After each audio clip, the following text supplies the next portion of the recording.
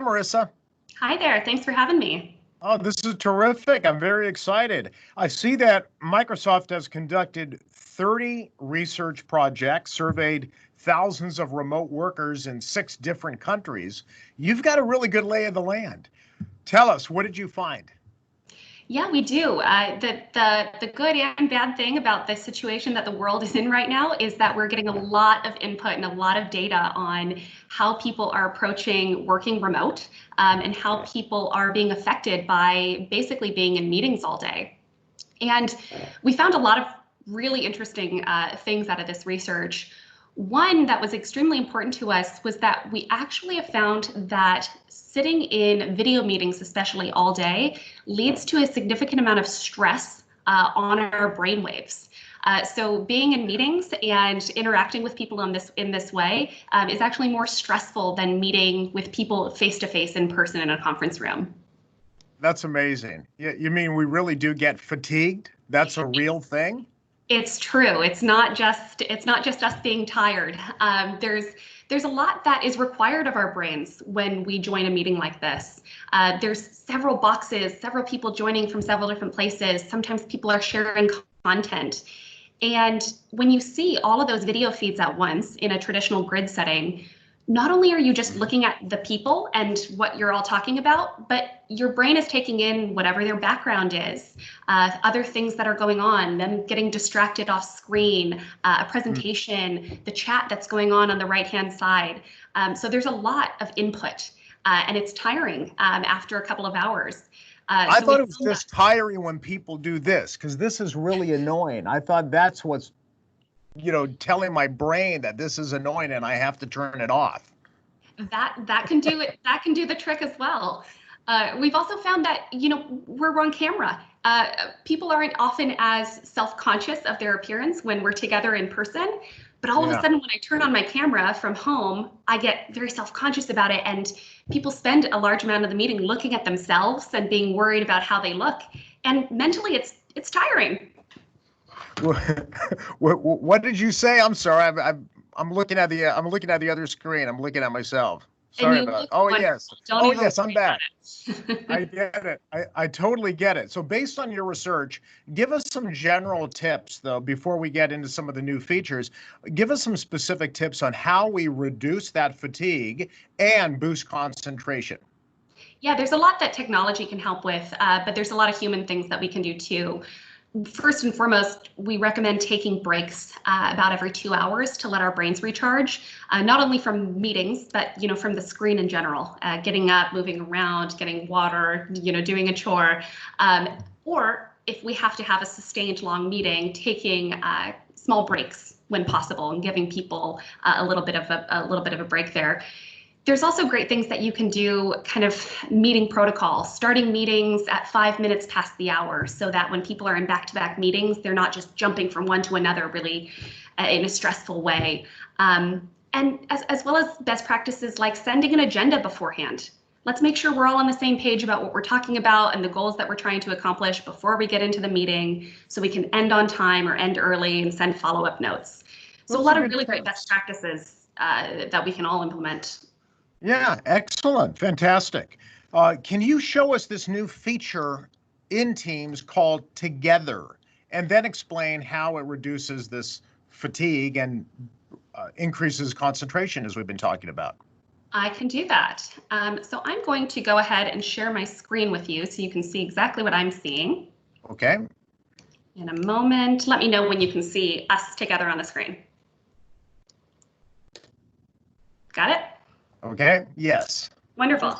So Together mode is essentially a new way of meeting. So right now we have our video feeds turned on. I could customize my background if I wanted to, kind of hide what's behind me here. But when I go into Together mode, you'll see it shows up as an option down here.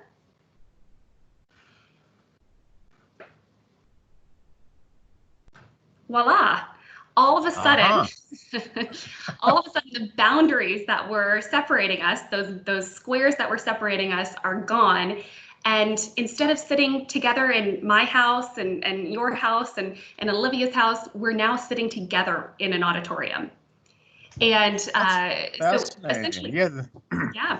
That is really interesting. So I can be giving a presentation as well and see my viewers in an auditorium-like setting. Yes, and that's one of the contributing factors to how we went about developing this feature was, gosh, when you're presenting to a large group of people, it can be very tiring and unnerving, not understanding how people are responding to you.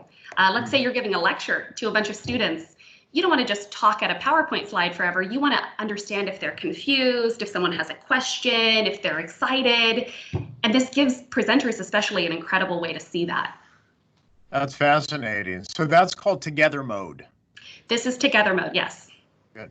And there's something else called dynamic, which is just using AI to increase that level of natural interaction?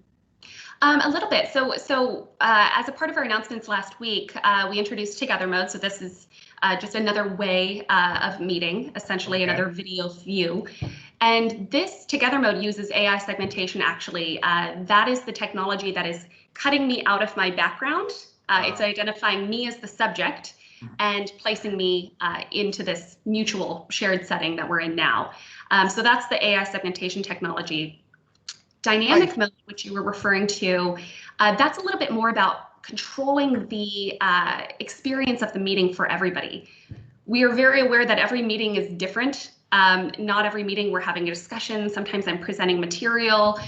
Sometimes you want video feeds, sometimes you don't. So dynamic mode gives you more control and better options as to how to lay out your meeting. So for example, maybe I'm a teacher, I want my PowerPoint presentation up on one side of the screen. And then maybe I have somebody who's hard of hearing and they want to pin an interpreter up on the other side so that they're seeing him or her at all times. It basically gives us more options and flexibility. Marissa, finally, it seems to me that everything we're doing here with these new features is Microsoft and technology companies attempting to mimic real-world interactions. Personally, I do not see a world in which we replace in-person, face-to-face conversation entirely with remote or virtual meetings. But clearly, something is going to change in a post-COVID economy. Tell me from Microsoft's perspective, what is the world of work going to look like? That's a great question. No, I don't think that everybody is going to be remote forever. But what we do anticipate is that this has been a very big inflection point in remote work. So we have found that managers are a lot more open and a lot more excited about offering more flexible work options or more work from home options, because people have really proven that remote work can work and we have the tools to facilitate it. So we anticipate this hybrid between in-person and virtual interaction, which is why technologies like this, need to start evolving to include not only conference rooms of people who are together, but also bringing all of those remote workers in a more natural way into the conversation. And it's been a great forcing function to help us solve some of those problems. I think AI has a huge bit to do with that. Not only can AI help facilitate, more streamlined business processes, but it can also help us interact better as humans. And that's a lot of the benefit of Together Mode here. As you can probably tell from sitting in this meeting just for a couple of minutes, we more naturally will gesture to each other. We will more naturally display our reactions and our emotions because it feels like we're together. So anything that we can do to help facilitate human interaction is what we're going for here. And it's just incredible. It's the first of its kind, and we're really excited about it. Perfect. Yeah. Now just tell the Microsoft execs and engineers, the next thing is if you can help me figure out how to pass notes over there to Olivia that while someone else is talking. We can do high fives. We can kind of have some fun here. Yeah, exactly. Great. That's terrific. Marissa Salazar, thank you so much for introducing us to Teams and to Together Mode, and for revealing some of that new research. Fascinating stuff. Thank you. Thank you. Thanks.